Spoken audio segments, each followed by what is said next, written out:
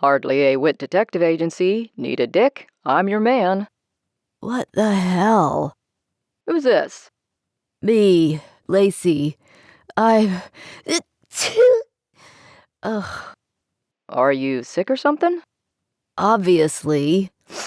Hey, I'm not coming to work today, in case you haven't figured that out yet. That would explain why you're tardy, Miss Stocking. I'm afraid I'll have to dock your pay. Any clients? Afraid not. Good, then you can help me out. Help you how? I need you to run to the drugstore for me. Ugh. I need a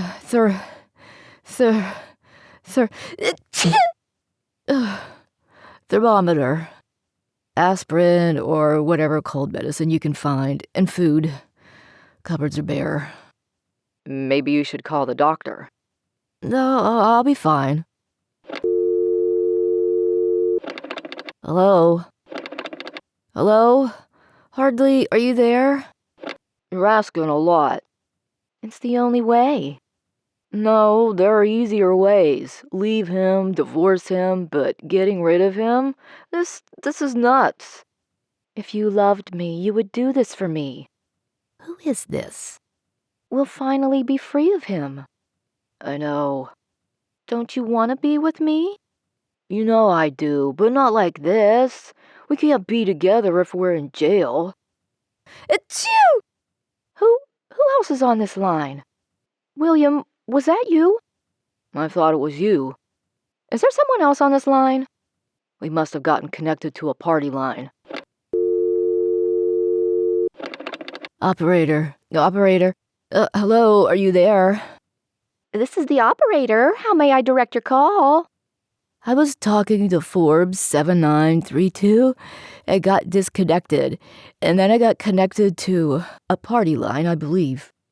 I'm so sorry, miss. Would you like me to connect you to your party again? No, I would like for you to connect me to the party line that I was connected to. Do you happen to know the number? I'll connect you.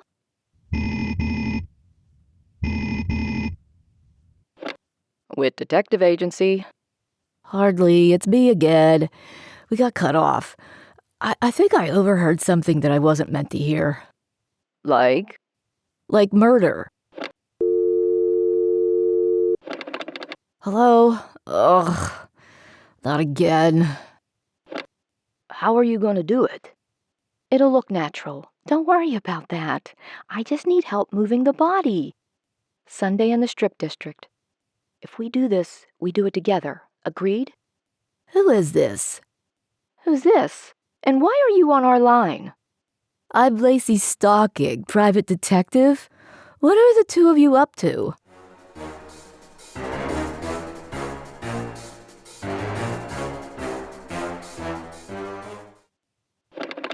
Operator. Are you there? Hello? Number, please. I don't want you to call a number for me. I want you to tell me what number or what party line I was connected to when I was speaking to Forbes 7932. One moment and I'll connect you. Oh, no. I don't want you to connect me to Forbes 7932. I want to know what party line I was redirected to when I was speaking to Forbes 7932. Do you want me to place a call for you? I want to know which party line I was redirected to on my last phone call. I'm sure I don't know that. How can you not know that? You were the one who placed the call for me. I'm sure I don't understand. Let me explain it in the simplest of terms. I asked you to connect me to a specific exchange. You did. We talked. You and I talked? No, the party you connected me to. He and I talked. Let me finish. Where was I? You don't need to yell. I'm not. I'm sick with the flu. After you connected me to my party, the call cut off. and I somehow got connected to a party line where I heard a man and a woman plotting something. Does any of that sound familiar? Ma'am, it's my first day on the switchboard. I don't know what you're talking about. The man and woman I told you about, do you know their numbers? Even if I did, I couldn't give out that information. So you don't know what you're doing. Is there anyone there who might know what I'm talking about? All other operators are busy at the moment. Ugh, of course they are. I hung up the phone, frustrated and feverish, hoping that Hardley would show up soon. In spite of a head full of snot, I couldn't think of anything else but the conversation I had heard. Somewhere out there in the city of Pittsburgh, a man and a woman were plotting murder.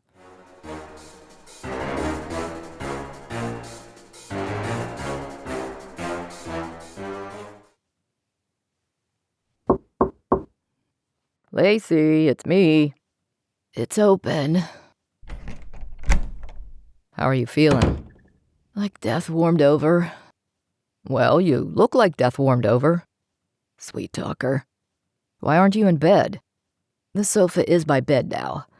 I'm close to the kitchen. The phone is in reach, and the radio is out here to keep me company. Did you get me a thermometer? You stay put, and I'll fix you right up. But boy howdy, Lace, you need to get to a doctor. You look red all over. You keep talking like this, and I might just fall in love with you. Don't get my hopes up. Now, open up and stick this under your tongue. I'll call the doctor for you. No talking, or we won't get an accurate temperature. He's been my doctor since I was a kid, and he still makes house calls. Sit tight. Take that thing out of your mouth in about 30 seconds, and I'll call him. After 30 seconds, I checked my temperature on the thermometer while Hardley called the doctor. I was going to object at first, but 1, I was too weak and tired to fight, and 2, my temperature was 100 degrees. Maybe I needed a doctor. What I needed was my mother. I missed my mom. She always took care of me when I was sick. He'll be here shortly after 3, so what's the verdict? 100. Not too bad. It's bad enough. I got you some aspirin and Alka-Seltzer if you fancy that. Oh, and I got you a hoagie, although by the looks of you, you might not want to eat it. I'll just stick it in the icebox. What do they say? Starve a cold, feed a fever. It doesn't make sense, though. I never feel like eating when I'm ill. You sound low. Something on your mind? That phone call I overheard. Oh, yeah, right. We kept getting cut off. What was that all about? The operator connected me to the office, but I kept getting disconnected from you and reconnected to a party line. Well, I overheard a man and woman talking about getting rid of someone. They mentioned the Strip District on Sunday. The Strip? Did they mention a time? No. I sneezed and they heard me.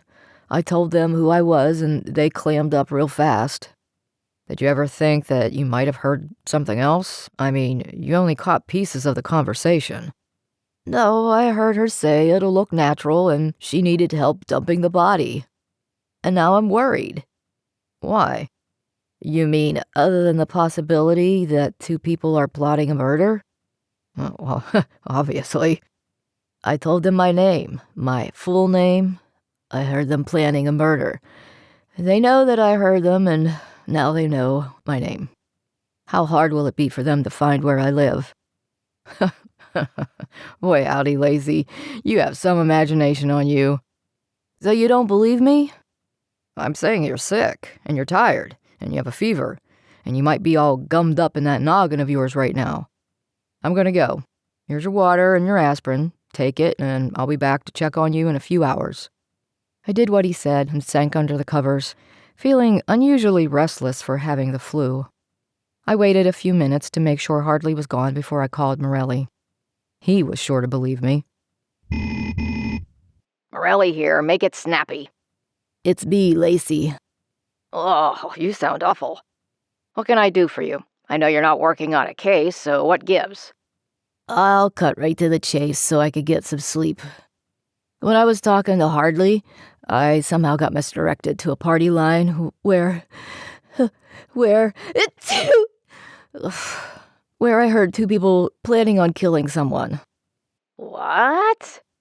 A man and a woman. Something to do with a strip district on Sunday. Did you speak to the operator? The operator's a nitwit. She doesn't know her ass from her elbow. Look, Miss Stocking, I'm backed up right now, but I can't help you. Why not? For one, you don't know the whole story. Two, you're probably having feverish hallucinations. My wife always gets those when she has the flu. Three, talking about killing someone isn't technically a crime, although it should be. I tell you what, I'll call the missus and have her make you a pot of chicken soup and have that lazy partner of yours bring it over later. Other than that... Can't you even call the phone company and ask them about it, or have your men patrol the strip just in case? Oh, God. I could do both, but not right this minute. It's not high on my priority list. Look, I'm sorry, okay? As I'm always telling you, no body, no crime.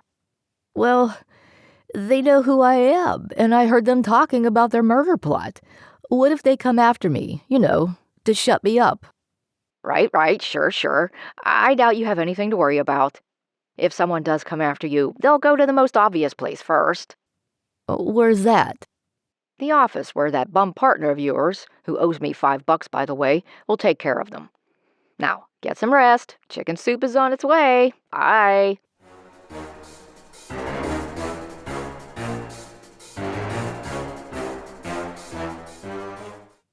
Before I could even raise a fuss, Marelli had hung up on me. If I wanted answers, I was going to have to get them myself. Unfortunately, I fell asleep and woke up to the doctor knocking on the door, then fell asleep again and woke up to Hardley standing over me. There was a strong smell of garlic in the air. What time is it? And what on earth is that smell? 6:30. That smell is Mama Marelli's special chicken soup, sure to cure anything that ails you. You would think that by the strong garlic smell that it was in an open container, but it's actually in a canning jar. Mercy. Marelli tells me that the garlic will kill just about anything. He said to add something called stracciatella.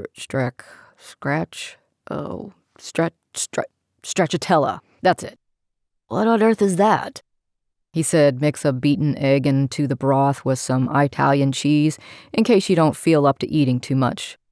There was more to it than that, but I got distracted and don't remember the rest. Can you put it in a pot and heat it up for me without the egg? Whew! Holy moly, this is potent. I could smell it all the way over here, and that's saying something since I can't breathe. What did the doctor say? That I was sick with the flu, drink lots of fluids, and if my temperature gets any higher to phone him and he'll do another house call. In other words, he didn't say anything to me that I didn't already know. Well, that's good, I guess. So I spoke to Marelli about your little problem.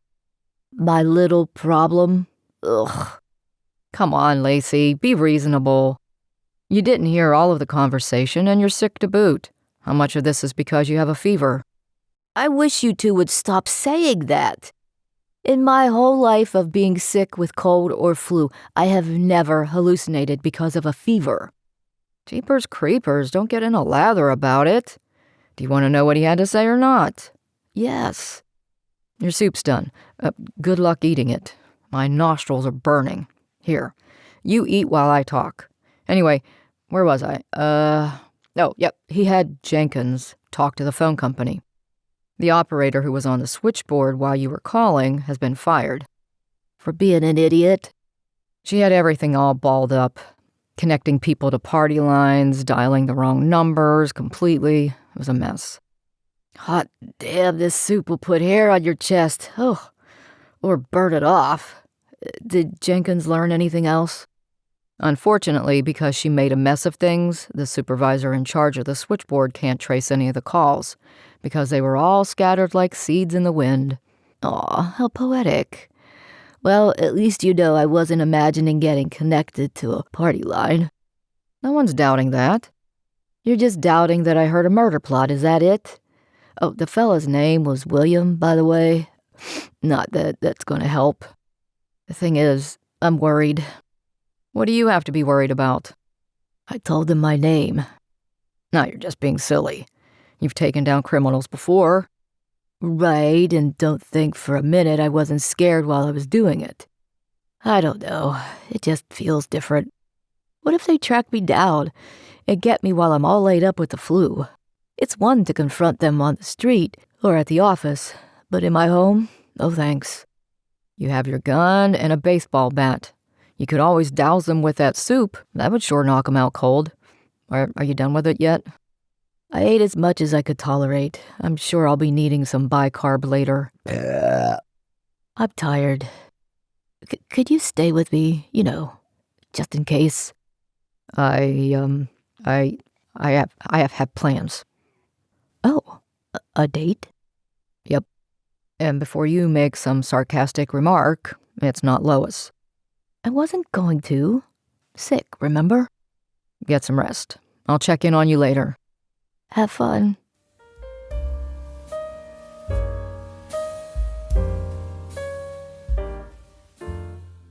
I startled awake around 2 a.m, soaked in sweat.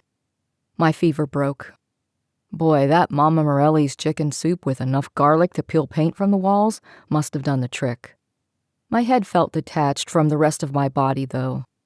My knees grew weak as I stood, but I had to get out of these wet pajamas before I caught a chill. I flicked the light on as I stumbled to my bedroom, but quickly turned it off when it felt like hot coals against my eyes. I stripped out of my pajamas, shivering as the cool air hit my damp skin, and got into fresh clothes as quickly as I could. I grabbed my robe and wrapped it around me, the shivers slowly dissipating, but after all that sweating, I was thirsty.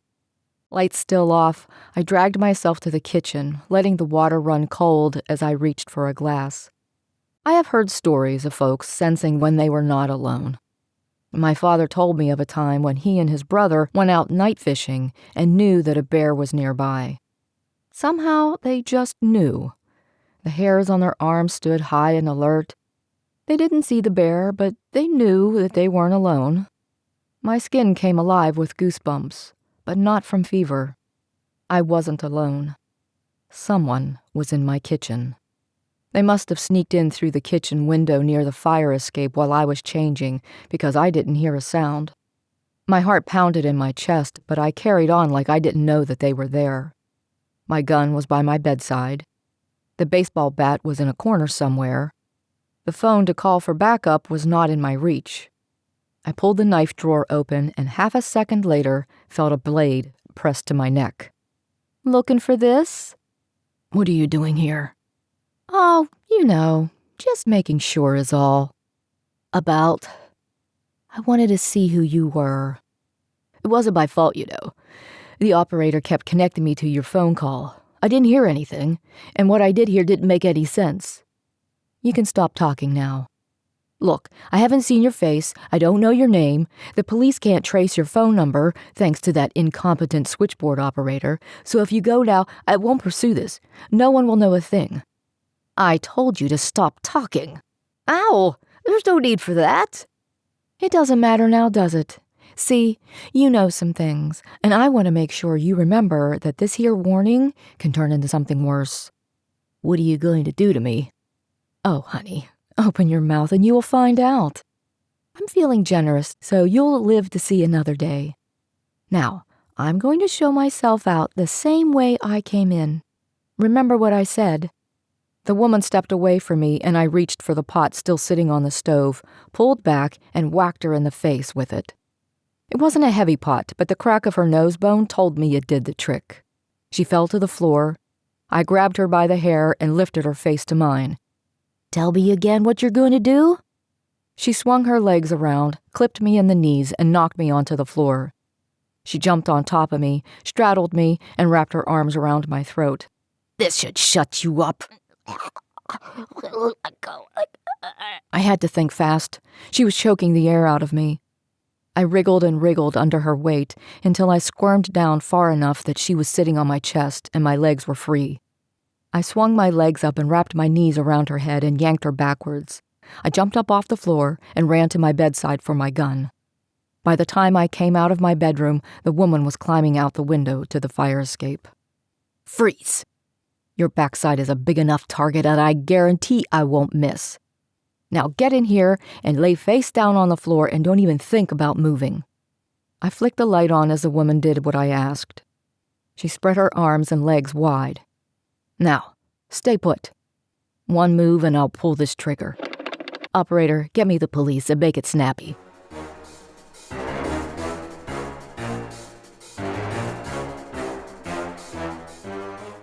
The target was a Ken Murphy. His wife Caroline, who broke into your apartment and wrestled with you, and her lover William Ranalski were planning on poisoning him and dumping his body down in the Strip District late Sunday night. So, Miss Stocking, it appears you were right. Again. I was right again. Easy, Lacey. It was not like we could prove. Save it. Listen up, the both of you. The next time either one of you poo-poo my instincts away, regardless if I have the flu or not, you are going to feel my wrath. I don't take the fantasy, I don't imagine things, and I don't hallucinate. The next time I tell you I suspect something, I expect a better response, especially from you, Hardley. Got it? Yes, ma'am. But if I may say something, unless it's "I'm sorry, Lacey," or "I was wrong, Lacey," or "I promise to believe you and trust your instincts from now on," I don't want to hear it. Never mind. Yeah, that's what I thought.